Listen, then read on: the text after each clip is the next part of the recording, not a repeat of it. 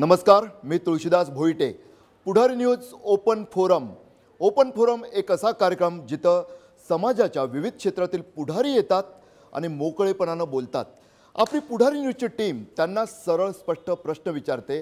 अपेक्षा असते या पुढाऱ्यांनी सुद्धा तसंच सरळ स्पष्ट बोलावं. अर्थात नेहमीच तसं घडतं असं नाही, परंतु काही वेळा काही पुढारी अगदी राजकीय मजबुरी असली, सामाजिक मजबुरी असली काही, तरीसुद्धा बेधडकपणे बोलतात.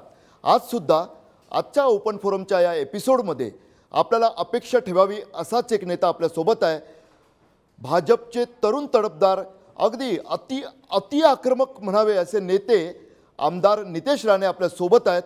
नितेशजी, म्हणजे मलाही वाटत नाही असं की आक्रमक आणि त्यातही थोडंसं अति आक्रमक बोललं तरी चालेल असं वर्णन केलेलं तुम्हाला खटकावं.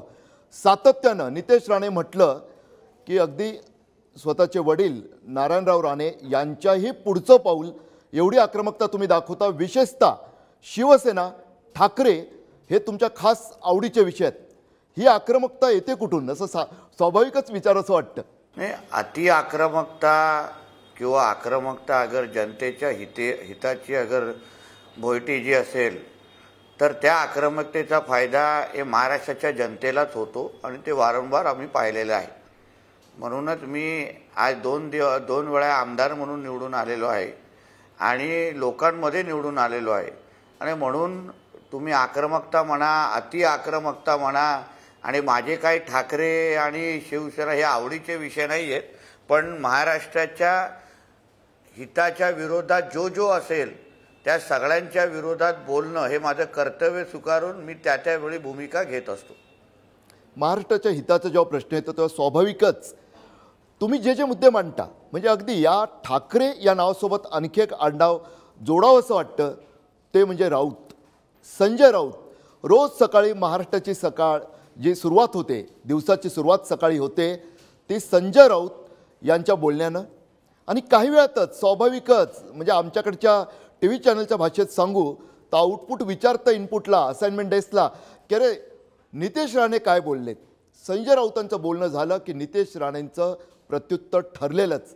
हे ठरवून आहे, पक्षानं दिलेली जबाबदारी आहे. भाजपचं एकंदरीत रचना लक्षात घेतली तर तुमच्यासारख्याच्या आक्रमकतेचा पक्षासाठी फायदा करून घेण्याची ती रणनीती आहे की तुम्हीच राऊतांना सडेतोड उत्तर देऊ शकता, त्यांच्याशी सामना करू शकता, हा पक्षाचा विश्वास आहे. मुळामध्ये समजून घ्या की मला जेव्हा आमचे पक्ष आमच्यासारख्या कार्यकर्त्यांना विविध जबाबदाऱ्या देत असतात, काही लोकांना प्रवक्ता म्हणून जबाबदारी देतात, काही लोकांना विशेष प्रवक्ता म्हणून जबाबदाऱ्या देतात, काही लोकांना विविध निवडणुकीच्या जबाबदाऱ्या देत असतात. त्याच्यामध्ये मला एक विशेष जबाबदारी दिलेली आहे की संजय राजाराम राऊत सारख्या एका लहान माणसाला, ज्याला जास्त समाजामध्ये किंमत नाही आणि त्याला आम्ही अगोदरपासून ओळखतो, कारण का 39 वर्ष आम्ही शिवसेनेत होतो, म्हणून त्याच्यासारख्या लहान माणसाची काय कुवत आहे ते आमच्यासारख्या मुळात शिवसेनेतून आलेल्या लोकांना चांगल्या पद्धतीने माहीत असल्यामुळे ही अतिशय सोपी आणि छोटी जबाबदारी माझ्या पक्षाने मला दिली असल्यामुळे मी ते त्यावेळी मी पार पडतो. नितेशजी, एक मुद्दा आहे मात्र यातला, आत्ताच तुम्ही उल्लेख केलात संजय राजाराम राऊत. नेमकं हे काय, म्हणजे अनेकदा महाराष्ट्रालाही प्रश्न पडतो हा की तुम्ही नाव घेताना संजय राऊत असं कधीच म्हणत नाही, संपूर्ण नाव घेता संजय राजाराम राऊत. याचं कारण असं आहे तुलसीदासजी, कारण का त्याच्या पत्रकार परिषदेमध्ये तो अन्य लोकांचे बाप काढण्याचं काम करतो, अन्य लोकांच्या वडिलांवर, पित्यांवर अतिशय शेलक्या शब्दावर तो बोलत असतो. आणि मुळामध्ये अजूनपर्यंत महाराष्ट्राच्या जनतेला माहीतच नाही की बाबा ह्याच्या बापाचं नाव काय आहे.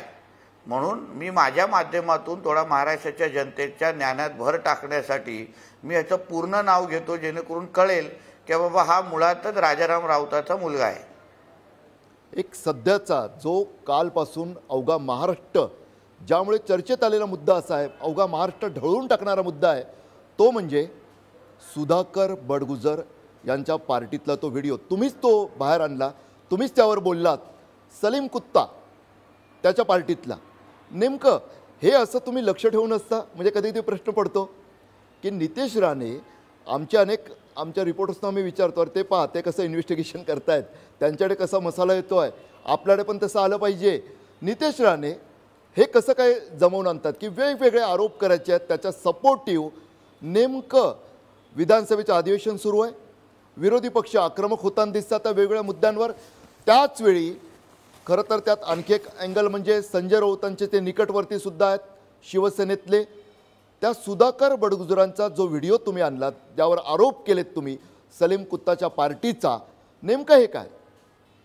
नाही, दुर्दैवाने भोयटेजी आपल्याला राजकारण ह्याच्यामध्ये दिसतं, पण मला ह्याच्यामध्ये राजकारण दिसत नाही आहे. ज्या सभागृहामध्ये आम्ही विधिमंडळाचे सदस्य म्हणून बसतो, त्या सभागृहामध्ये जेवढे जनतेच्या विकासाचे प्रश्न महत्त्वाचे असतात, तेवढेच महत्त्वाचे विषय ह्या देशाच्या सुरक्षेचे पण आहेत. जो सलीम कुत्ता नावाचा जो व्यक्तीच्याबद्दल मी काल सभागृहाला माहिती दिली, ज्याच्यावर आदरणीय देवेंद्रजी फडणवीसांनी पण उत्तर दिलं, नाशिकचे पालकमंत्री पण बोलले, अन्य सदस्य पण बोलले. तर हा सलीम कुत्ता कोण आहे?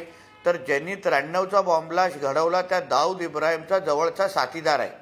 आता ह्या 93च्या दंगलीमध्ये 257 निरपराध मुंबईकरांनी आपलं जीव गमावला आहे, 700 पेक्षाही जास्त लोक जखमी झालेले. आता ह्या अशा पद्धतीच्या कृत्य करणाऱ्या लोकांबरोबर अगर महाराष्ट्राच्या राजकारणाचा एक प्रमुख पदाधिकारी आपल्याला तिथे दिसत असेल, तर मी हे बघणार नाही की तो कुठल्या पक्षाचा आहे किंवा तो कोणाचा निकटवर्य आहे. फक्त मी हे महत्त्वाचा विषय माझ्यासाठी आहे की तो राष्ट्राच्या सुरक्षेच्या दृष्टिकोनातून हा फार महत्त्वाचा मुद्दा आहे. कारण का तो सलीम कुत्ता नावाचा जो व्यक्ती आहे, तो अगर आपल्या म्हणजे 93च्या बॉम्बलास्टच्या मध्ये प्रमुख आरोपी आहे, जन्मठेपाचा आरोपी आहे, तो पेरोलवर बाहेर आहे आणि पेरोलवर असताना अशा पद्धतीची पार्टी करतो, त्याच्यामध्ये उबाटा सेनेचा पदाधिकारी त्याच्याबरोबर आहे.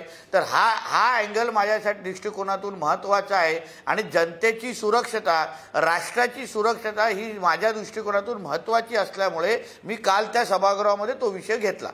राष्ट्राच्या सुरक्षेचा प्रश्न आला, राष्ट्राच्या अभिमानाचा प्रश्न आला की स्वाभाविकच आहे पुढारी सुद्धा तीच भूमिका मांडेल. परंतु नितेशजी नंतर सुषमा अंधारेंची एक पीसी झाली, त्या पीसीत त्यांनी काही फोटो दाखवले. त्यांचं म्हणणं आहे, अहो तुम्ही अर्धच का दाखवताय, गिरीश महाजनांचं काय, भाजपच्या आमदारांचं काय, ते सुद्धा ज्यांच्यावर 257 मुंबईकरांचे नाहक निरपराध मुंबईकरांचे बळी घेण्याचा आरोप किंवा गुन्हाही सिद्ध झालेला आहे, अशांच्याच जो सर्वात मोठा माफिया डॉन, सर्वात मोठा दहशतवादी दाऊदच्या कार्यक्रमात सुद्धा हे जातात, त्यांच्याबद्दल नितेश राणे का बोलत नाहीत?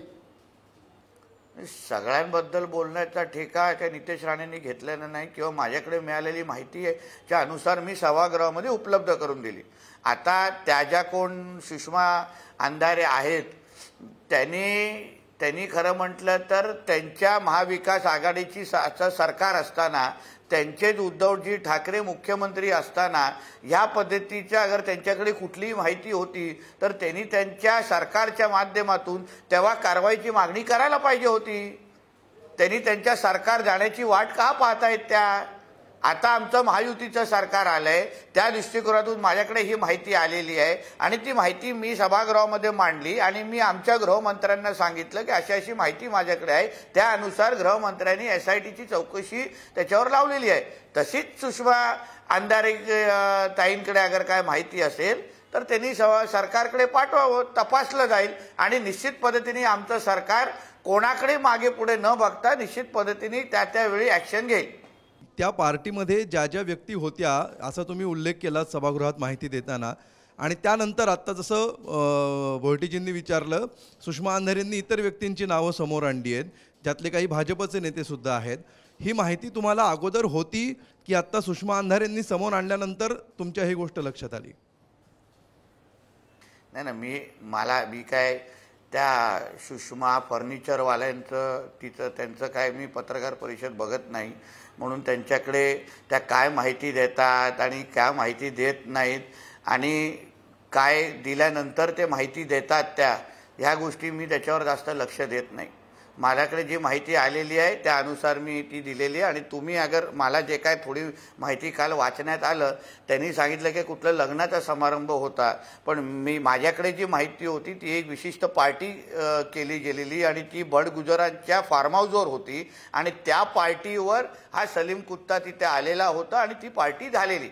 हे सगळे जे ॲलिगेशन्स किंवा जे काही आम्ही माहिती दिली, आता SITच्या चौकशीमध्ये सगळ्या गोष्टी कन्फर्म होतील. कालपासून 2-3 जणांची इन्क्वायरी सुरू झालेली आहे. बडगुजर स्वतः काल त्यांना इन्क्वायरीसाठी बोलवलं गेलेलं आहे. 2-3 दिवस सतत त्यांची इन्क्वायरी होईल असं आम्ही ऐकतोय.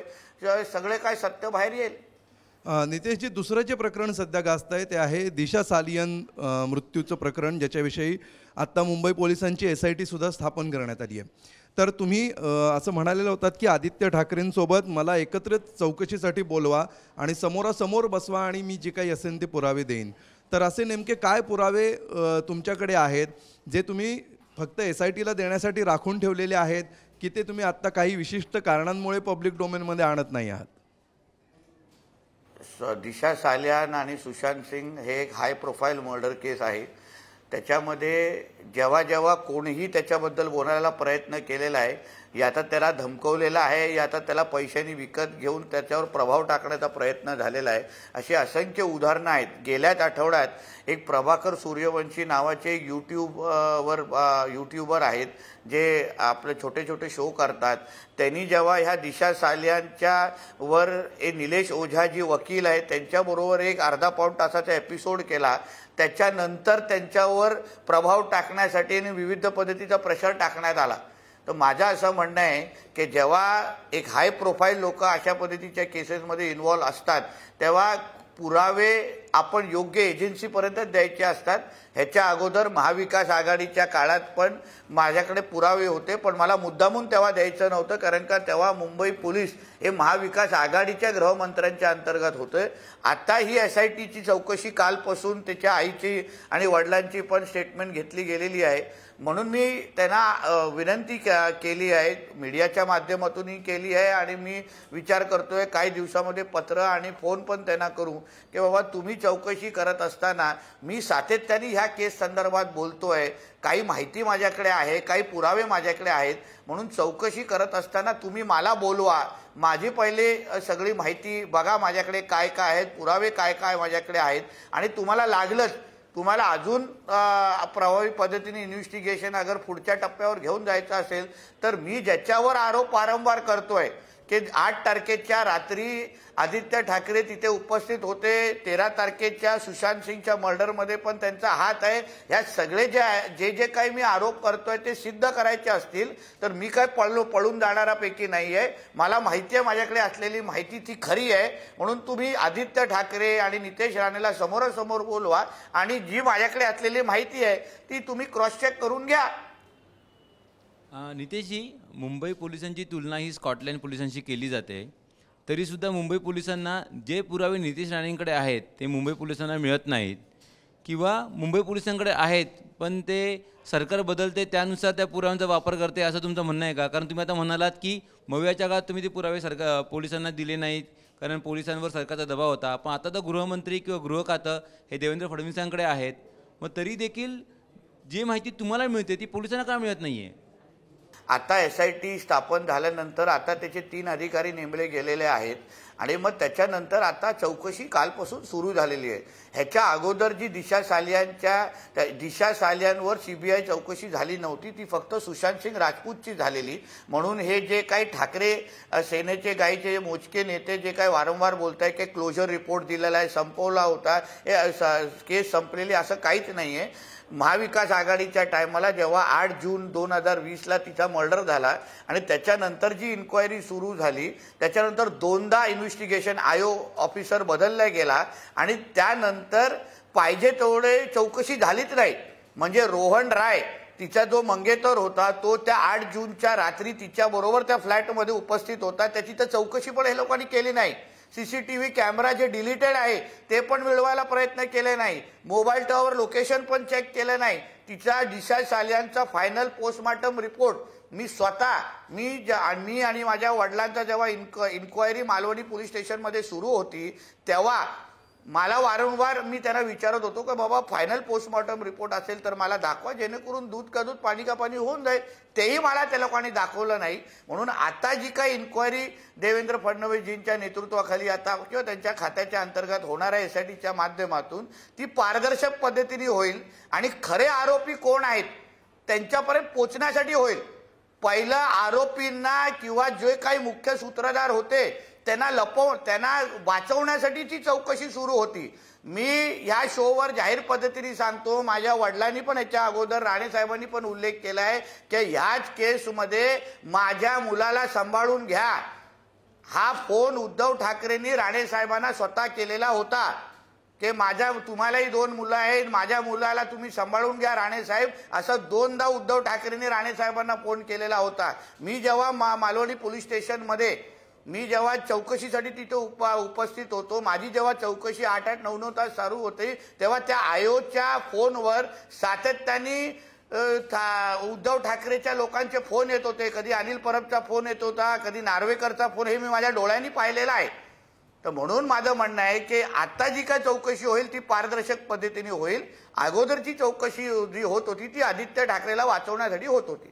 एकूणच विधानसभेचं यावेळेचं कामकाज बघितलं तर जवळपास 2 ते 3 SITची घोषणा झालेली आहे. त्यातली एक SIT आहे ती म्हणजे दिशा सालियन प्रकरणात, दुसरी SITची घोषणा काल फडणवीसांनी जी केली ती म्हणजे सलीम कुत्ता प्रकरणावरून तुम्ही जे बडगुजरांवर आरोप केले त्या प्रकरणात. तर आणि ह्याच्या आधी जी चौकशीची जी चर्चा झाली ती म्हणजे मुंबई महापालिकेच्या व्हाईट पेपरची श्वेतपत्रिका काढण्यासंदर्भातली. तर हे जे 3 प्रकरणं जर बघितली, ह्या तिन्ही प्रकरणात टार्गेट एक ठरलेलं आहे, ते म्हणजे ठाकरे पिता पुत्र. तर ठाकरेंना घेरण्याकरता ही रणनीती आखली जाते अशी राजकीय वर्तुळात चर्चा आहे. यावर तुमचं काय मत आहे की टार्गेट हे ठाकरे आहेत आणि हे म्हणजे सरकारच्या भातातून सोडले जाणारे बाण आहेत?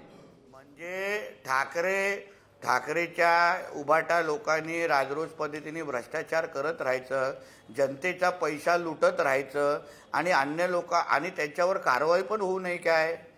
अगर त्यांनी महाराष्ट्राच्या जनतेसाठी प्रामाणिक प्रयत्न ते करत असतील, पारदर्शक काम करत असतील तर चौकशा लागणार नाही.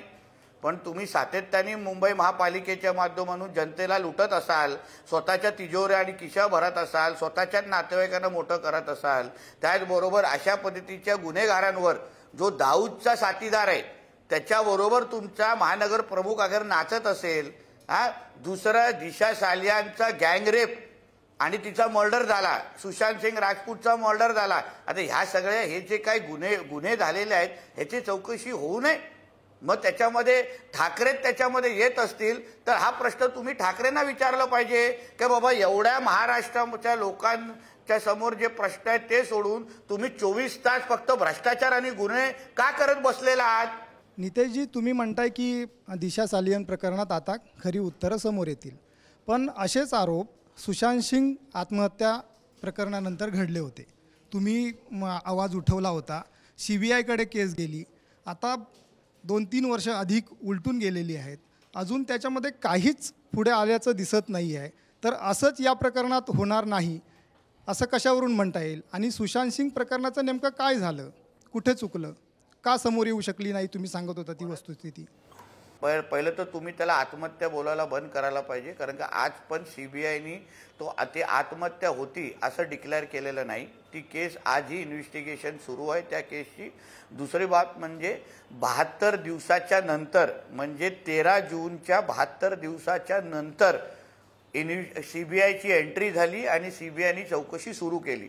त्या 72 दिवसामध्ये आपण सगळ्या जणांनी समजलं पाहिजे की त्या 72 दिवसामध्ये महाविकास आघाडीचं सरकार होतं, उद्धव ठाकरे स्वतः मुख्यमंत्री होते आणि उद्धव ठाकरेंचे सुपुत्रांचंच नाव तिचे संशयित म्हणून घेतलं गेलं होतं. म्हणून पूर्ण ही मुंबई पोलीसची यंत्रणा प्रामुख्याने सचिन वाजे सारखे जे उद्धव ठाकरेचे जावईसारखे त्या सरकारमध्ये होते, ते वर्षामध्ये 2-2, 3-3 दिवस तेव्हा तो स्वतः जाऊन राहायचा, उद्धव ठाकरेचा लाडका होता तेव्हा तो सचिन वाजे या पूर्ण केसला साफ कसं करायचं, विटनेस कसे बाजूला करायचे, विटनेसला कसं घाबरायचं, तो स्वतः 8 जूनच्या नंतर 10 जूनला तो सुशांत सिंग राजपूतच्या घरी गेलेला, त्याचे लॅपटॉप काढायला गेलेला, जेणेकरून जेवढं काय त्याच्याकडे माहिती आहे ती तो सॅनिटाईज करू शकतो, स्वच्छ म्हणजे त्याच्यातून डिलीट करू शकतो, यासाठी तो स्वतः सगळ्या बाबतीमध्ये प्रयत्न करत होता. म्हणजे मुख्यमंत्र्याच्या मुलाला वाचवण्यासाठी, महाविकास आघाडीच्या मुख्यमंत्रीच्या मुलाला वाचवण्यासाठी पुरं पोलीस फोर्स तेव्हा वापरली गेली. आणि म्हणूनच 72 दिवसानंतर आलेली सीबीआयला खूप काय आज ही मेहनत करायला लागते, कारण का खूप सगळे पुरावे नष्ट केलेले आहेत. खूप जे काही डॉक्टर्स आहेत, त्याच्यामध्ये काही विटनेसेस आहेत, त्याचे सुशांत सिंगचे काही मित्र आहेत, त्यांना घाबरवलं गेलं, काही लोकांना विकत घेतलं गेलं, ते सगळ्या गोष्टी आता बाहेर येतील. कारण का आता काय, आता सरकारमध्ये ना उद्धव ठाकरे मुख्यमंत्री राहिलेला आहे, ना आदित्य ठाकरे आता मंत्री आहे, म्हणून आता कोणाला वाचवण्याचं कारणच येत नाही. आता जे, आणि तेव्हा प्रचंड प्रेशर होतंच पोलिसांवर.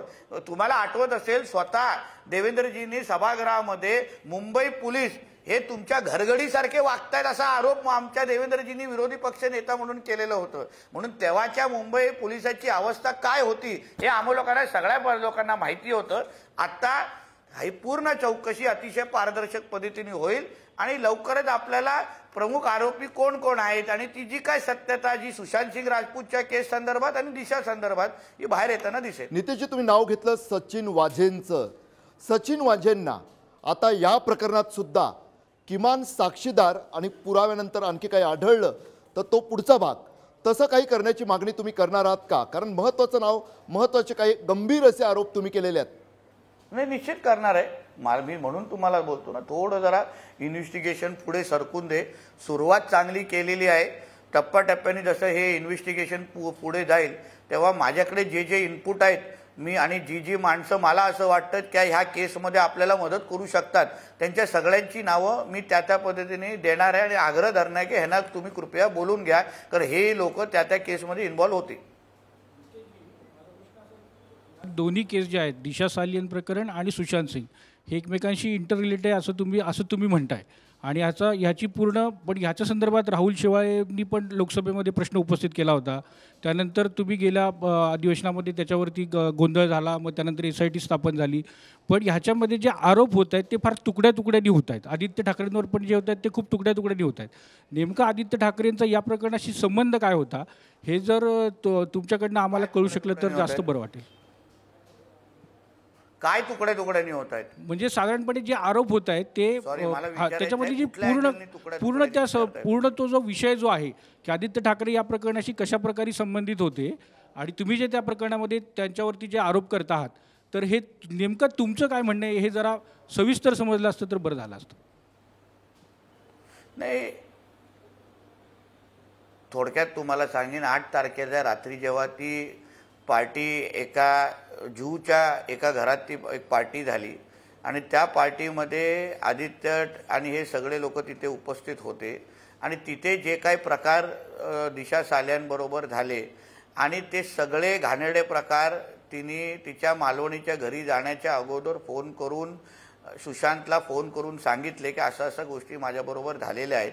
आणि त्याच्यानंतर तिच्याबरोबर ते मालवणीमध्ये जे काय झालं, तिचा मर्डर झाला, तिला फेकलं गेलं आणि जे काही विषय तिथे झाले आणि त्याचे सगळं जे काही सुशांतला त्याच्यानंतर कळलं की बाबा हिचा अशा पद्धतीचा मर्डर झालेला आहे आणि ही मला हे सगळं माहिती सांगितली आणि त्याच्यानंतर तिच्या मृत्यूची बातमी जेव्हा त्याच्याकडे आली, मग तो ह्याबद्दल चिडला आणि त्याचं म्हणणं होतं ही सगळी माहिती त्याला पण जनतेच्या समोर आणायचे, तो एक पत्रकार परिषद घेणार होता, हेही त्याच्या काही जवळच्या लोकांनी आमच्यापर्यंत माहिती दिलेली होती.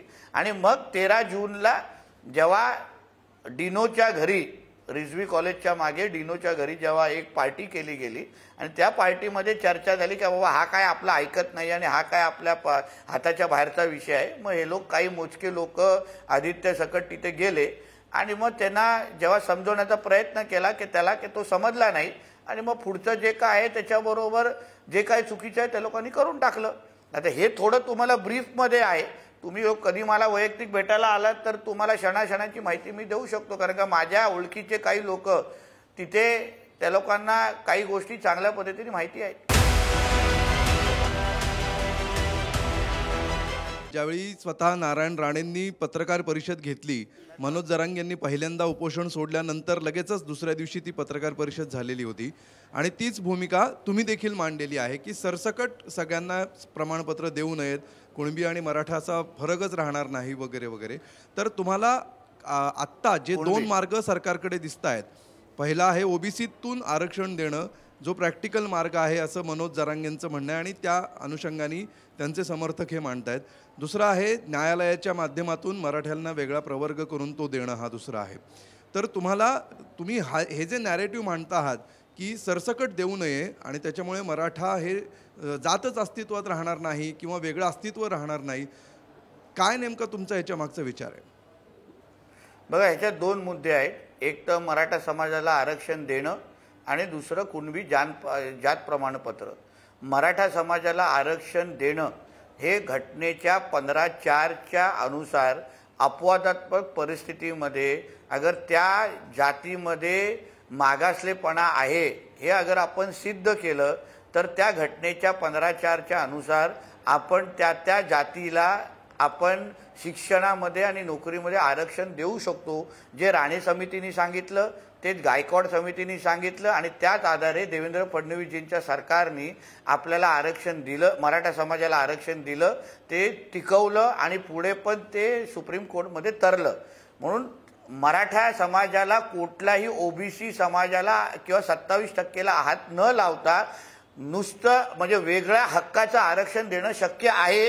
जे आज पण आमची शिंदे समिती करते आहे, ती सगळीकडे फिरून मराठा समाजामध्ये कुठे कुठे मागासलेपणा आहेत. मी तुम्हाला सांगतो, असे काही एक वर्ग मराठा समाजामध्ये आहेत जो दिवसच बघत नाही, उजेडच बघत नाही, एवढे गरिबी आहे त्यांच्यामध्ये टोकाची काही गरिबी आहे, जे राणे समितीने बघितलं, गायकवाड समितीने बघितलं आणि आता तोच अभ्यास शिंदे समिती करते. म्हणून माझं परत मी जरांगे पाटलांना किंवा राणेसाहेब असो किंवा आमचे मुख्यमंत्री उपमुख्यमंत्री सगळे सांगतायत की आम्हाला कुठलाही ओबीसी समाजाला किंवा अन्य कुठल्याही समाजाचं आरक्षणाचा 1%ही हात न लावता मराठा समाजाला स्वतंत्र आरक्षण द्यायचं आहे आणि ते देण्यासाठी आमचं सरकार कटिबद्ध आहे. हा झाला एक मुद्दा. दुसरा मुद्दा जो असा आहे की आता पहिला जेव्हा मी स्वतः जरांगे पाटलांना जालन्यामध्ये भेटलो, माझ्याबरोबर म्हणजे गिरीश महाजन भाऊ तिथे होते आणि मी तिथे होतो, तेव्हा त्याची काय मागणी होती जरांगे पाटलाची की बाबा तुम्ही मराठवाडा पुरते तुम्ही मला जात प्रमाणपत्र आम्हाला शोधा कुणबीचं आणि द्या. तोपर्यंत ठीक होतं. आता मराठवाड्यानंतर ते पूर्ण उर्वरित महाराष्ट्राच्या वर मागणी करायला लागले की मला महाराष्ट्राच्या लेकरांची काळजी आहे. पण महाराष्ट्राच्या सगळ्याच लेकरांना आपल्याला कुणबी जात प्रमाणपत्र नको आहे ना.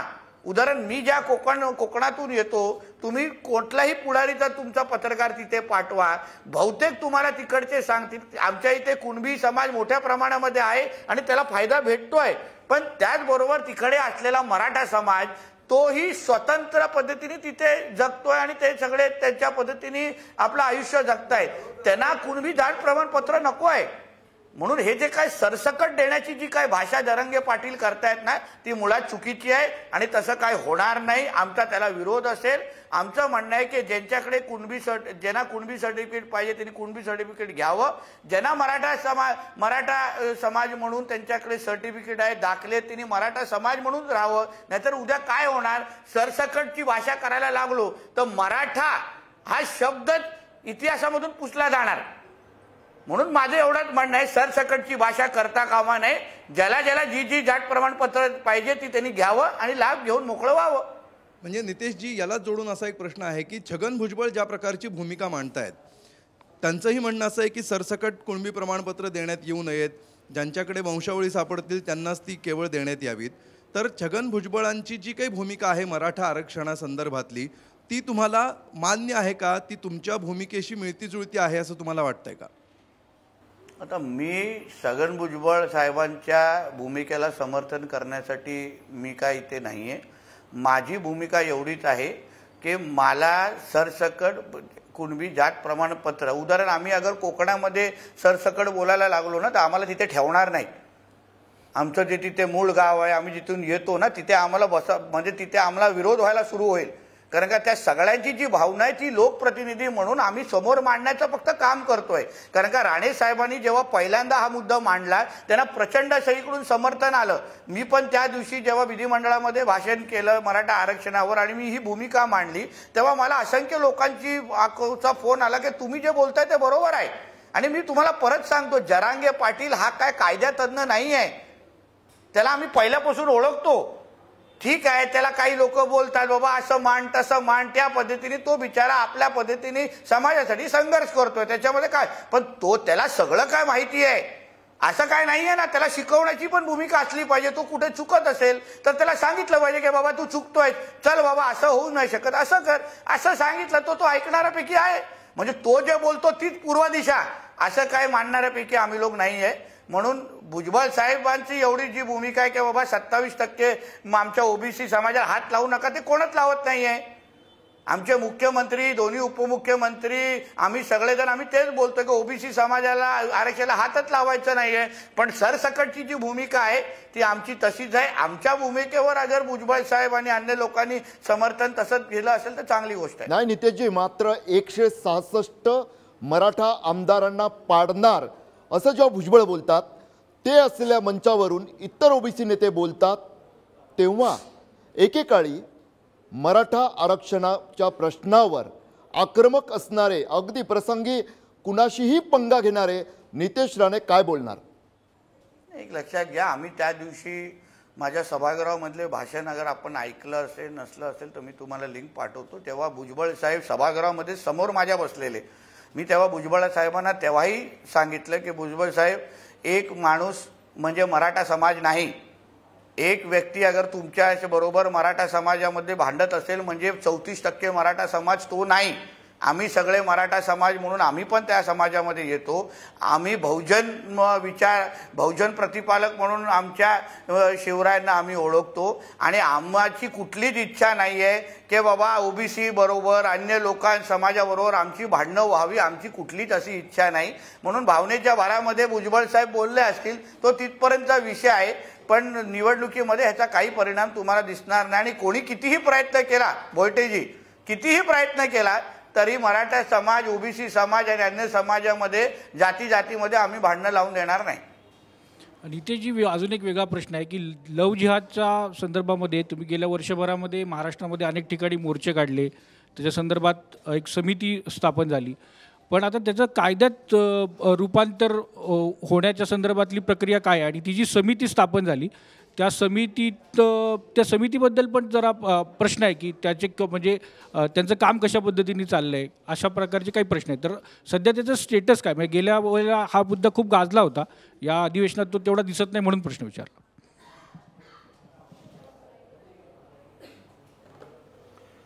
त्याचे दोन भाग आहे. एक जी इंटरकास्ट मॅरेज समिती जी स्थापन केली गेलेली त्याच्यामध्ये जी आमचे लोढाजींच्या नेतृत्वाखाली होते आणि आता आदिती तटकरे ताई त्याच्या खात्याच्या मंत्री आहेत. ती इंटरकास्ट मॅरेज समिती जी होती ती लव जिहादचे ज्या केसेस त्यांच्याकडे अगर तक्रारी आल्या तर त्या आलेल्या तक्रारीवर काम करण्याचं केसेसवर ॲक्शन घेण्याचं काम ती समिती करणार होती. पण मी तुम्हाला त्याचा एक भाग म्हणून सांगू की त्याच्यावर मध्ये ह्याच काही अधिवेशनामध्ये आमचे तोकन रईस शेख नावाचा समाजवादी पार्टीचे आमदार आहेत, त्यांनी सांगितलं की 401च तक्रारी आल्या. अरे त्यांच्या समाजामध्ये जे जिहादी विचाराचे लोक आहेत ते अगर आमच्या माता भगिनींवर एवढं प्रेशर टाकणार, त्यांना धमकवणार, त्यांना मारून टाकण्यापर्यंत जाळण्यापर्यंतचे धमक्या देणार, ज्याचे चॅट पण मी तुम्हाला दाखवू शकतो, आमच्याकडे पुरावे आहेत. एवढं प्रेशर टाकल्यानंतर आमच्या माता भगिनी हिम्मतच करत नाही जाऊन कुठल्या समितीसमोर किंवा पोलीस स्टेशनमध्ये जाऊन तक्रार करायला. म्हणून हे जे काय आकड्यांच्या बद्दल कधी कधी बोललं जातं का नाही फक्त 400च केसेस आहेत. अरे तुम्ही तुमच्या समाजाचे जे जिहादी विचाराचे लोक आहेत ना त्यांना सांगा ना बाबा, त्यांना धमकू नका. जे घरामध्ये जाळण्यापर्यंतचे पण धमक्याचे मेसेजेस आणि चॅट माझ्याकडे आहेत. एवढं अगर आमच्या भगिनींना अगर तुम्ही घाबरवत असाल, धमकवत असाल तर ती बिचारी घरातच बसून राहणार. अरे माझ्याकडे आता वर्ध्याच्या एका केसवर आम्ही काम करतोय. त्या भगिनीला त्यांनी एवढं घाबरवलंय की तुला जाळून टाकू, तुला मारून टाकू. ती जबरदस्ती त्याच्याबरोबर राहते आहे. ती तिच्या आई वडिलांवर बोलायला तयार नाहीये. म्हणून आम्ही पोलिसांच्या माध्यमातून वारंवार विनंती करतो की तिला फक्त 48 तास तिच्या आई वडिलाकडे पाठवा आणि मग अगर तरी ती तयार नाही होत असेल तर तिला परत जायला सांगा, नाहीतर दुसरा एक श्रद्धा वालकर होऊन जाईल वर्ध्यामध्ये. म्हणजे मी तुम्हाला सांगतो, आमची टीम उत्तर प्रदेश सरकारच्या संपर्कात आहे, गुजरात सरकारच्या संपर्कात आहे, अन्य सरकाराच्या संपर्कात आहे, जिथे जिथे हा कायदा लागू आहे आणि तिथे काय काय त्रुटी राहू शकतात. आता उदाहरण सेम सेक्स मॅरेज म्हणजे मॅरेज ऍक्ट जो आपल्या देशामध्ये आहे, मॅरेज ऍक्ट मध्ये अशा काही त्रुटी आहेत ज्याच्यामुळे त्याचा फायदा घेऊन ह्या लव जिहाद किंवा ह्याच्या धर्मांतरच्या केसेस होतात. आता त्याच्यामध्ये त्या त्रुटी आम्ही कशा दूर करू शकतो ह्यावर पण आमच्या एका अँगलनी काम चालू आहे. म्हणून कायदा अगर आला तो असा मजबूत आला पाहिजे जेणेकरून पोलिसांना काय अधिकार असले पाहिजे. लग्न होण्याच्या अगोदर जिथे तिच्यावर जबरदस्ती केली जाते की तू माझ्यावर लग्न कर आणि नंतर धर्मांतर कर, त्याच्या अगोदर आई वडिलांचा काय हस्तक्षेप होऊ शकतो का, त्याच्यामध्ये त्यांचा काही हात असू शकतो का, ह्या सगळ्या गोष्टीवर आपल्याला अभ्यास करून तो कायदा काढायचा आहे. आणि त्या दृष्टिकोनातून मी तुम्हाला विश्वास देतो, एक 70 ते 80% काम झालेलं आहे. जेव्हा पण तो कायदा होईल तो एवढा मजबूत कायदा असेल की जसं आज आपण अन्य राज्यांकडे अभ्यास करायला जातोय तसंच ते अन्य राज्यांचे पण लोक आपल्याकडे असलेला धर्मांतर विरोधी कायद्याचा अभ्यास करायला निश्चित पद्धतीने येतील, एवढं विश्वासाने सांगतो. मी सामान्य शेतकरी कुटुंबातून आलेलो आहे. आज जर पाहिलं तर 2023 म्हणजे ऑक्टोबरपर्यंत म्हणजे 10 महिन्यामध्ये 2,500 शेतकऱ्यांनी नापिकीमुळं आत्महत्या केल्यात. तर मला एक सामान्य कुटुंबातलं असल्यामुळे असं वाटतं की राजकारण म्हणजे फक्त एकमेकावरती शिंतोडे उडवणंच आहे की समाजकारण पण आहे. तर ह्या शेतकऱ्याचा हा जो आपला महाराष्ट्राचा पोशिंदा आहे, 2,500 शेतकऱ्यांनी आत्महत्या केल्यात. खरं तर फार मोठा विषय आहे, पण त्याच्यावरती कोण बोललं जात नाही. त्याच्यावरती तर असं काहीतरी ठोस उपाय निघेल असं काही तुमच्याकडनं भरपूर अपेक्षा आहेत की तुम्ही जे मुद्दे उचललेत ते तडीच नेलेत तर या शेतकऱ्यांच्या आत्महत्या होणार नाही याच्या संदर्भात तुम्ही काय पाऊल उचलू शकाल किंवा सरकारला काय सांगू शकाल का? बघा, एक पण आत्महत्या होणं, आता तुम्ही जो आकडा सांगितलाय तो खरं म्हणतं तर झोप उडवणारा आकडा आहे तो. आम्ही सगळं आमच्याही वाचण्यात आलेलं, पण एक पण शेतकऱ्याच्या आत्महत्या करणं हे फार जिव्हाळ्याचा विषय आहे. पण ह्याचसाठी आमच्या सरकारने 2 वर्षामध्ये सातत्याने विविध योजना काढलेल्या आहेत आणि त्या योजनाच्या माध्यमातून शेतकऱ्याच्या मानसिक दृष्टिकोनातून त्याला आत्मविश्वास कसं वाढवणं, त्याच्या शेतीमध्ये त्याचं उत्पन्न कसं वाढवणं, यासाठी त्याचे विविध प्रयत्न मग आमचं केंद्र सरकार असेल, शेतकरी किसान योजना असो, राज्य सरकारमधनी पण त्याच दर्जाची योजना काढलेली आहे, इन्शुरन्सच्या योजना काढलेल्या आहेत, असंख्य महत्त्वाकांक्षी योजना सुरू केलेल्या आहेत. फक्त असं आहे की कधी कधी सिस्टममध्ये बघा काय आहे, चांगल्याला चांगलं म्हणणं पाहिजे आणि काही चूक झाली तर त्याला स्वीकारलंही पाहिजे. कदाचित 100% खालच्या पातळीवर अंमलबजावणी होत नसेल आणि त्याच्यामुळे आमच्या शेतकऱ्यांमध्ये आम्ही आत्मविश्वास निर्माण करण्याचं कमी पडत असलो तरी आम्ही आमच्या प्रयत्नामध्ये कुठे कमी पडलेलो नाहीये. याही अधिवेशनामध्ये आता आपत्कालीन चर्चा सुरू आहे. येणाऱ्या आठवड्यामध्ये आम्ही ऐकतोय की आमच्या सरकारच्या माध्यमातून एक विशेष पॅकेज ज्यांना अवकाळी पावसाळ्यामुळे ज्या शेतकऱ्यांचं नुकसान झालं त्यांच्यासाठी एक विशेष पॅकेज पण जाहीर करण्यात येईल. आमच्या कोकणामध्ये जे नियमित कर्ज भरणारे जे शेतकरी आहेत त्यांना 50,000 प्रोत्साहनकारक निधी जे देण्याची घोषणा म्हणजे जेव्हा गेल्या 14 ते 19 मध्ये होती, मग 2.5 वर्ष ती बंद पडली आणि आता परत 50,000 देण्याची प्रक्रिया मोठ्या प्रमाणामध्ये सुरू झालेली आहे. केंद्र सरकारने तर मोठ्या प्रमाणामध्ये शेतकऱ्यांना मदत करण्याचा सपाटाच सुरू केलेला आहे. फक्त ही एक प्रक्रिया आहे. जेवढा लवकर शेतकरी आमचे बांधवांनी आमच्या सरकारच्या प्रयत्नांवर विश्वास ठेवला, आम्ही नुसतं शेतकऱ्यांच्या म्हणजे नावावर पैसे खाणारे लोक नाही आहोत, आम्ही प्रामाणिक पद्धतीने शेतकऱ्यांची सेवा करणाऱ्यापैकी लोक आहोत. शेतकऱ्यांनी आमच्यावर विश्वास ठेवावा एवढीच या निमित्ताने मी अपेक्षा व्यक्त करतो. नितीजी कसा विश्वास ठेवणार हो, कसा विश्वास ठेवणार तुम्हीच सांगा ना. 2,478 शेतकरी, आता डिसेंबर सुरू आहे, जानेवारी ते नोव्हेंबर 11 महिने आणि 2,478 शेतकऱ्यांचा आकडा आहे आत्महत्या केलेल्या. त्यात पूर्ण जिथं आता अधिवेशन होतं आहे, जिथे वेगवेगळ्या मुद्द्यांवर गदारोळ माजवला जातो आहे, त्या विदर्भात सर्वाधिक, अमरावती टॉपला, त्यानंतर नागपूर, त्यानंतर उर्वरित भाग, त्यातलं कोकण अपवाद म्हणावं लागेल. मात्र शेतकऱ्यांना आम्ही हे दिलं ते दिलं, कोणीही सत्तेत येऊ द्या, प्रत्येकाच्या बाता याच असतात. आम्ही शेतकऱ्यांसाठी अमुक केलं तमुक केलं. का शेतकरी आत्महत्या करतात हो एवढे? 2478 हादरवून टाकणारा आकडा आहे. तुम्ही स्वतः सुद्धा म्हणताय तसं. असं का घडतंय? प्रामाणिकपणे सर्व राजकारण बाजूला ठेवून या आपल्या शेतकऱ्यांना जगवण्यासाठी, सन्मानानं जगवण्यासाठी काय केलं जाईल? फक्त नावात सन्मान नको आहे नितेशजी. मला हे कळत नाही, पण प्रयत्न तर आम्ही सगळेजण प्रामाणिक पद्धतीने करतोच आहे. कोणी केले नाही आणि कुठल्याही राजकीय व्यक्तीला जो समाजकारणामध्ये आणि राजकारणामध्ये येतो, आत्महत्या व्हाव्या ह्या कोणालाच वाटणार नाही. बोयटेजी हे कोणालाच वाटत नाही. पहिल्यापासून मी कोणावर टीका करत करत येणार नाही की हे चांगले होते म्हणजे हे वाईट होते, आम्ही चांगले आहेत, ह्यांनी प्रयत्न केला असं मी म्हणणार नाही. पण सगळ्या राजकारणाच्या राजकीय लोकांनी त्यांची जेव्हा जेव्हा सरकार आली तेव्हा प्रामाणिक पद्धतीने प्रयत्न केलाच आहे.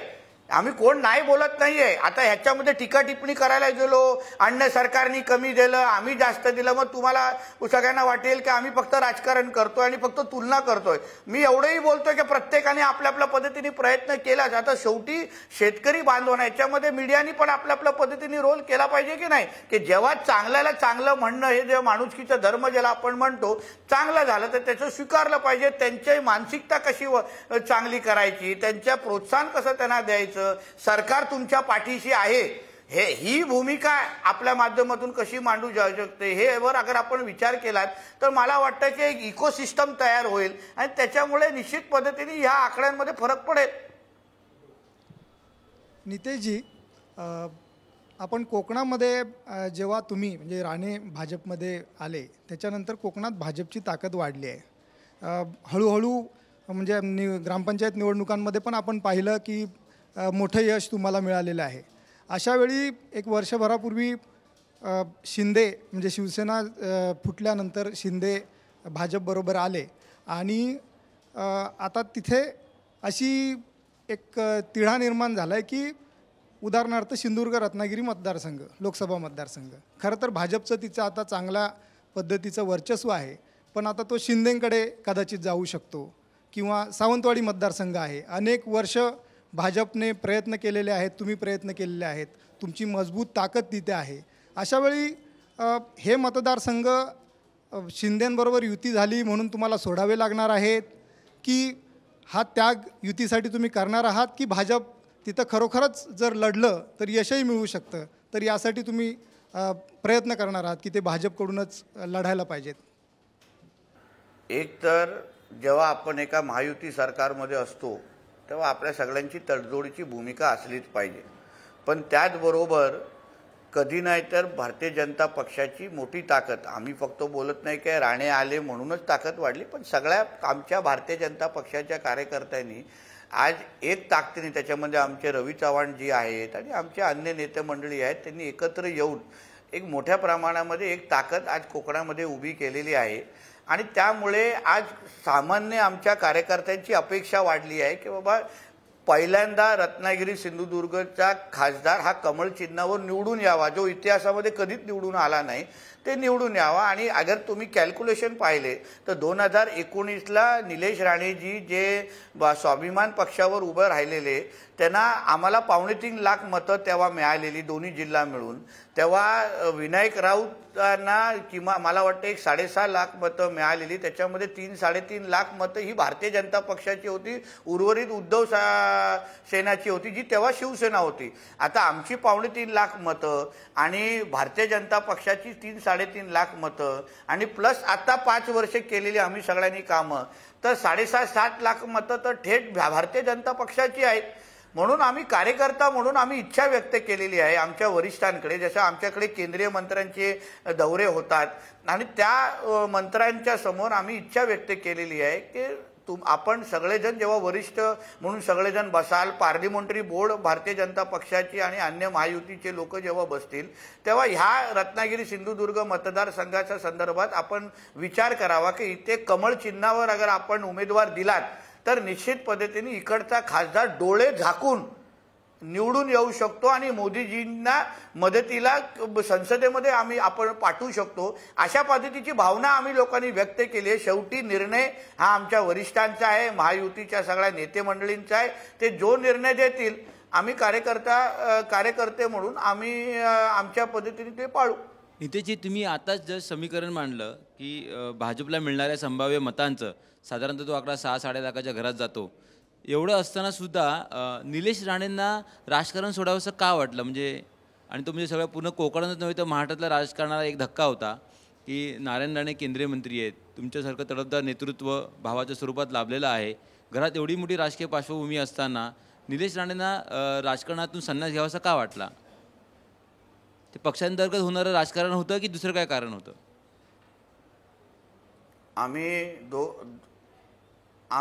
आम्ही दोघं भाऊ असलो तरी आम्हाला दोघांनाही स्वतंत्र आमचे विचार आहेत.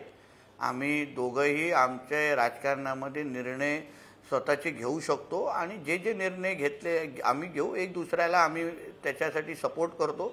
म्हणून मला असं आपल्याला विनंती करेन की असंच निलेश राणेजींना एकदा आपल्या या फोरमवर बोलवा आणि हाच प्रश्न त्यांना विचारा. विचारायचं आहे थोडंसं आपण परत राजकारणात आरक्षणाच्या मुद्द्यावर येऊ. असं बोललं जातं की जरांगे पाटील जे सभा घेत आहेत, जे एवढं मोठं आंदोलन उभं करतायत, याच्यामागे असं बोलल्या गेलेलं आहे की याच्यामागे कोणतरी अदृश्य शक्ती आहे, कोणातरी हात आहे. आणि आत्ताच तुम्ही थोड्या वेळापूर्वी बोलता म्हटलात की जरांगे पाटलांना काही गोष्टींवर काही लेवलला मार्गदर्शन केलं जाते. तर ह्याचा अर्थ काय समजावा की खरंच जरांगे पाटलांना कोणतरी अदृश्य शक्ती पाठीमागून सपोर्ट करते?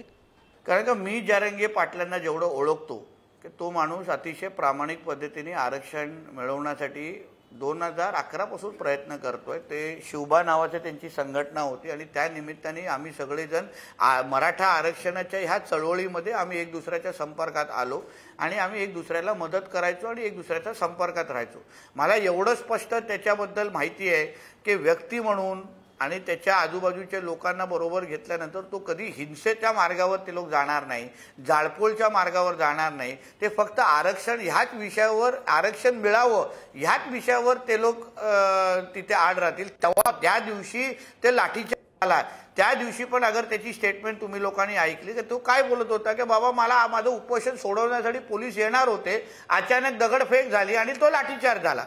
आता दगडफेक कोणी केली, कोणी करायला लावली आणि दगडफेक करणाऱ्या जो काय आता हल्ली जो मुख्य आरोपी अटक झाला त्याच्या लाठीचार्जच्या आणि त्या दगडफेकच्या निमित्ताने तो कोणाबरोबर त्याचा फोटो आला.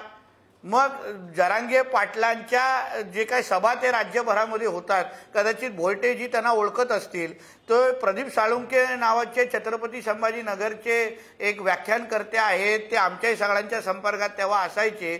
जरांगे पाटलांच्या प्रत्येक सभेच्या अगर तुम्ही आमंत्रण पत्रिका पाहिली तर त्याचं पहिलं नाव म्हणजे पहिलं 2-4 भाषणं होतात आणि मग जरांगे पाटील भाषण द्यायला येतात, तर पहिलं नाव प्रदीप साळुंकेचं असायचं. आणि ह्या प्रदीप साळुंकेंचं आणि पवार साहेबांचे काय संबंध आहेत हे बोलटेजी पण ओळखतात, मी ओळखतो आणि पूर्ण महाराष्ट्र ओळखतो. तर म्हणून मला वाटतं की बाबा हे जे काही जाळपोळ आणि अन्य जे काही दंगली बिंगली आणि हे जे काही दगडफेक आणि हे सगळे जे विषय आहेत, नेत्यांना फोन करणं, नेत्यांना फोन करू हे काही जरांगे पाटील करू शकत नाही. म्हणून त्याला मी वारंवार जेव्हा तो राजकारणाच्या वर बोलायला लागलेला आणि त्याच्यावर मग आमच्या देवेंद्रजींवर टीका करायला, तेव्हा मी त्याला एवढंच सांगितलं आरक्षणाच्या संदर्भात आम्ही तुमच्या बरोबर आहोत. त्याच्यामध्ये काय विषय, आम्ही सगळ्या जणांनी आरक्षणाच्या संदर्भात मेहनत केलेली आहे आणि मराठा समाजाला आरक्षण मिळावं ही आमच्या सगळ्यांची भूमिका आहे. पण तुम्ही राजकीय बोलायला लागलात तर मग आम्हालाही राजकीय उत्तर द्यायला लागतील आणि त्याचं राजकीय बोलणं हेच त्याचा स्वतःचं होतं की त्याला कुठून स्क्रिप्ट यायची ही मी त्याला वारंवार त्यांना विचारायचो. कारण का जरांगे पाटलाला जो ओळखतात ते सगळे बोलू शकतात की जरांगे पाटील हा एक आरक्षणासाठी लढणारा कार्यकर्ता आहे, पण त्याचा आणि जाळपोळीचं, त्याचा आणि दंगले घडवण्याचं काही थेट संबंध होऊ शकत नाही. नितेश राणे सांगावंच लागेल ना तुम्हाला. नितेशजी सांगाच तुम्ही की स्क्रिप्ट कोणी दिलं जातंय, हे स्क्रिप्ट येतंय कुठून. तसंच तुम्ही प्रदीप साळुंकेंचा उल्लेख केलात, त्यांची जवळीक सांगितली स्पष्ट शब्दात. आज महाराष्ट्राला, मराठा समाजाला, सर्वांना स्पष्ट शब्दात सांगा. तुमची आक्रमकता त्यासाठीच भावते. मगाशी म्हणून त्यासाठी मी म्हणालो तुम्हाला की मी चांगल्या अर्थानंच तुम्हाला आक्रमक म्हणालो. तुम्ही कृपया स्पष्ट शब्दात सांगा. काय सांगू? हे सर्व माहिती कनेक्शन तुम्हालाही माहिती आहे, ती तुमच्या तोंडातली माहिती मी सांगू तर मी सांगतो. नक्कीच तुम्ही सांगितलं पाहिजे. आमदार नितेश राणे भाजपाचे नेते यांनी ती माहिती सांगितलेली आहे, स्वाभाविकच महाराष्ट्रासमोर मांडलेली. मलाच काय सर्वांनाच आवडेल. कृपया नितेशजी बोला. नाही, महाराष्ट्राला चांगल्या पद्धतीने माहिती आहे म्हणून तुम्ही किती हवा भरली तरी पण मी ह्या फोरमवर त्या पद्धतीने बोलणार नाही. मला जे काय बोलायचं आहे मी त्या पद्धतीने त्या वेळी माझ्या अनुसार बोलतो. कोणी हवा भरली म्हणून मी तिथे बसून बोलणाऱ्यापैकी मी नाही. मी हवा नाही भरत आहे. महाराष्ट्रातलं वातावरण जर कोणी बिघडवू पाहत असेल, मगाशी तुम्ही म्हणाल तसं की मी गावागावात भोयटीजींना ओळखतो. भोयटीजींच्या पहिल्या कार्यक्रमाला थोडी आलोय. नाही, मात्र हा हवा भरण्याचा प्रयत्न नाहीये, हा सरळ स्पष्ट बोलता करण्याचा प्रयत्न फार तर असं तुम्ही म्हणू शकता. आणि तुम्ही त्यासाठी ओळखले जाताना आक्रमकता, अति आक्रमकता हे शब्द जे मी वापरले चांगल्या अर्थानं वापरले. महाराष्ट्राला तीच अपेक्षा आहे ना की नितेश आता तुम्ही मला सांगा ना. ठीक आहे, एक लक्षात घ्या. आता मला सांगा भोयटेजी आपण कशाला फिरून फिरून बोलतोय. आता मी काय वेगळं सांगायची गरज आहे का? त्याला कोण स्क्रिप्ट लिहून देत आहे, कोणाच्या बरोबर त्याचे फोटो आलेले. आता 3 तारखेचे फोटो सगळ्या जणांनी बघितले की पवार साहेब आणि त्याच्यामध्ये आपले टोपीजी त्याच्याबरोबर होते. प्रदीप साळुंके हा कोणाचा माणूस आहे भोयटीजी हे तुम्हाला चांगल्या पद्धतीने माहिती आहे. म्हणून ही जी भूमिका तुमच्या चॅनलनी किंवा आपण सगळ्या जणांनी पहिल्या दिवसापासून घ्यायला पाहिजे होती की जरांगे पाटीलच्या मागे किंवा हे आंदोलन भरकवण्यामागे, म्हणजे जरांगे पाटील आरक्षणासाठी भूमिका मांडत असला तरी पण त्याच्या आंदोलनाच्या नावाने आंदोलनाची दिशा वळवण्यामध्ये, तर दंगल घडवण्यामध्ये कोण कोण आहे ही जी माहिती तुमच्याकडे पहिल्या दिवसापासून आहे ती तुम्ही माझ्या तोंडातून बाहेर आणण्यापेक्षा तुमच्या चॅनलनी खरं म्हणलं तर पहिल्या दिवसापासून भूमिका घेतली पाहिजे होती, जेणेकरून महाराष्ट्र शांत राहावा. ही जशी आमची लोकप्रतिनिधी म्हणून आमची जबाबदारी आहे, तेवढंच चॅनल म्हणून आपली तेवढीच जबाबदारी आहे.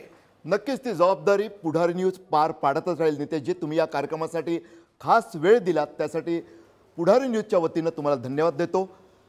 नितेश राणे बरंचसं सरळ स्पष्टपणे बोलले, बेधडकपणे बोललेत.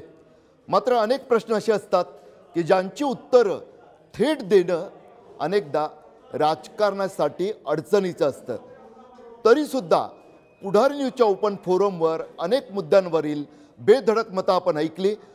यापुढील काळातही ओपन फोरममध्ये अशाच पद्धतीनं वेगवेगळ्या क्षेत्रातील पुढाऱ्यांना बोलावून त्यांची मतं मांडण्याची अशी संधी दिली जाईल. आज ओपन फोरममध्ये आपण इथंच थांबूया. तुम्ही पाहत राहा पुढारी न्यूज, आवाज जनतेचा.